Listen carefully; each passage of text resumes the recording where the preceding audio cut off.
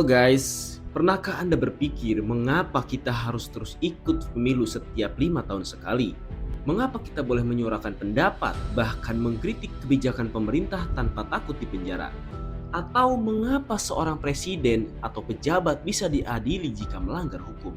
Itu jawabannya terletak pada satu kata yang sangat kuat dan sering kita dengar, yaitu tentang demokrasi. Hari ini kita akan mengupas tuntas apa itu demokrasi, bukan hanya sekedar definisi dari buku teks, tapi kita akan memahaminya sebagai sebuah ide, sebuah sistem, dan sebuah tanggung jawab yang kita emban bersama.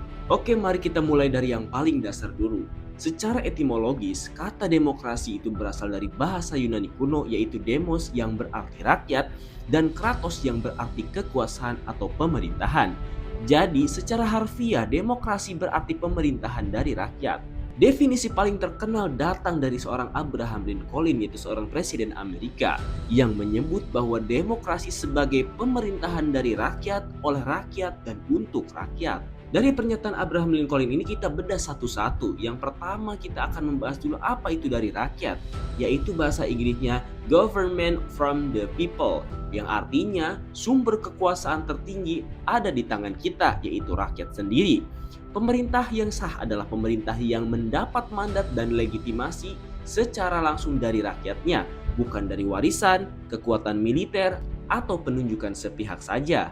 Untuk yang kedua artinya oleh rakyat, yaitu government by the people, yang artinya rakyat berpartisipasi aktif dalam pemerintahan. Tentu kita tidak bisa semua duduk di gunung parlemen, jadi kita melakukannya melalui perwakilan yang kita pilih dalam pemilihan umum atau pemilu. Kita memilih wakil-wakil kita untuk membuat keputusan atas nama kita sendiri. Dan yang ketiga adalah untuk rakyat, yaitu government from the people, yang artinya tujuan utama pemerintah adalah untuk melayani dan mensejahterakan seluruh rakyat Indonesia, bukan hanya segelintir elit atau kelompok tertentu saja. Setiap kebijakan yang dibuat harus juga berorientasi pada kepentingan semua publik. Kita akan menganalogikan dan bayangkan demokrasi itu adalah sebuah bangunan yang kokoh. Bangunan ini tidak akan bisa berdiri tanpa pilar-pilar penyangga yang kuat. Dan di sini juga ada 4 pilar utama yang wajib ada dalam sebuah negara demokrasi. Yang pertama adalah pilar kedaulatan rakyat dan partisipasi politik. Ini adalah fondasi utama. Kekuasaan ada di tangan rakyat. Bagaimana kita menggunakannya? Melalui pemilu, menyampaikan aspirasi lewat demonstrasi damai, menulis di media, atau bergabung dengan organisasi masyarakat. Demokrasi hidup karena partisipasi warganya. Untuk pilar yang kedua adalah supremasi hukum atau rule of law. Ini adalah sebuah prinsip yang sangat penting. Semua orang sama di mata hukum, tidak peduli apakah dia adalah seorang petani, pengusaha, atau bahkan seorang presiden. Jika melanggar hukum harus diproses secara adil. Pemerintahan pun harus tunduk pada hukum, tidak bisa bertindak sewenang-wenang. Hukum adalah panglima tertinggi di negara demokrasi. Untuk pilar yang ketiga adalah perlindungan hak asasi manusia atau HAM.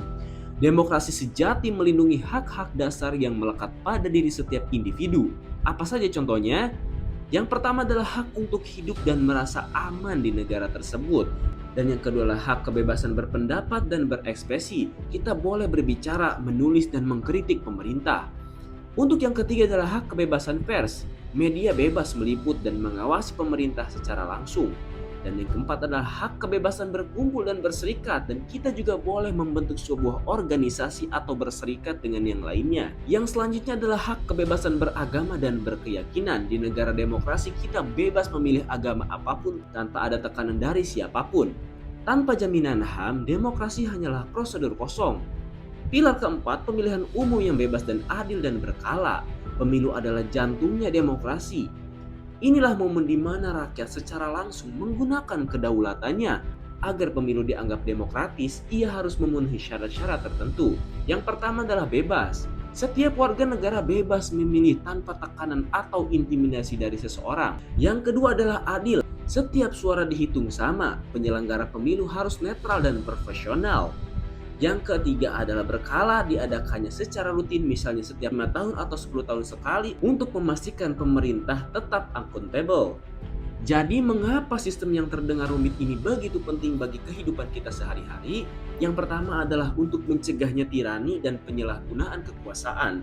Dengan adanya pemilu berkala dan pemisahan kekuasaan, ada lembaga legislatif, eksekutif, dan yudikatif yang saling mengawasi, kekuasaan tidak terpusat di satu tangan, dan ini juga memperkecil kemungkinan munculnya pemimpin yang diktator. Yang kedua adalah melindungi kebebasan individu. Seperti yang kita bahas tadi, demokrasi memberikan jaminan hukum atas hak-hak dasar kita. Kita bisa hidup, bekerja, dan bermimpi tanpa rasa takut yang berlebihan terhadap negara. Yang selanjutnya adalah mendorong pembangunan manusia. Dengan adanya kebebasan berekspresi dan berinovasi, dalam iklim berdemokrasi mendorong lahirnya ide-ide baru di bidang ilmu pengetahuan, seni, dan ekonomi. Biasanya masyarakat yang hidup dalam sistem demokrasi, dia bebas dan cenderung lebih kreatif dan produktif. Yang selanjutnya juga menjamin transisi kekuasaan yang damai. Dengan perpindahan kekuasaan tidak terjadi melalui pertumpahan darah atau kudeta, melainkan melalui kotak suara. Kalah dan menang dalam pemilu itu adalah hal yang biasa dan kita semua pihak harus saling menghormati dengan hasilnya, baik itu kalah ataupun menang. Dan ini akan menciptakan stabilitas di negaranya. Namun, kita juga harus jujur, demokrasi bukanlah sistem yang sempurna dan selalu menghadapi tantangan. Apa aja tantangan dari sebuah sistem demokrasi? Yang pertama adalah apatisme. Sikap acuh tak acuh dari warga negara. Jika banyak yang berpikir suara saya tidak penting dan memilih untuk tidak peduli, maka demokrasi pun akan melemah. Yang kedua, korupsi. Pejabat yang menyalahgunakan wewenang untuk kepentingan pribadi adalah pengkhianatan terbesar terhadap mandat rakyat, dan korupsi pun merusak kepercayaan publik. Yang ketiga adalah disinformasi dan hoax. Di era digital yang saat ini sedang pesat, berita bohong bisa menyebar dan dengan cepat memecah belah masyarakat dan mengaburkan kebenaran. Ini membuat warga sulit untuk membuat keputusan yang tepat. Yang selanjutnya adalah tirani mayoritas. Terkadang kelompok mayoritas bisa memaksakan kehendaknya dengan menindas hak-hak kelompok minoritas. Demokrasi yang sehat harus bisa melindungi semua warganya tanpa terkecuali. Jadi setelah kita memahami semua ini, kita bisa menyimpulkannya bahwa demokrasi lebih dari sekedar memilih di hari pemilu. Demokrasi adalah sebuah proses yang harus terus berjalan. Ini adalah sebuah percakapan tanpa akhir antara pemerintah dan rakyatnya.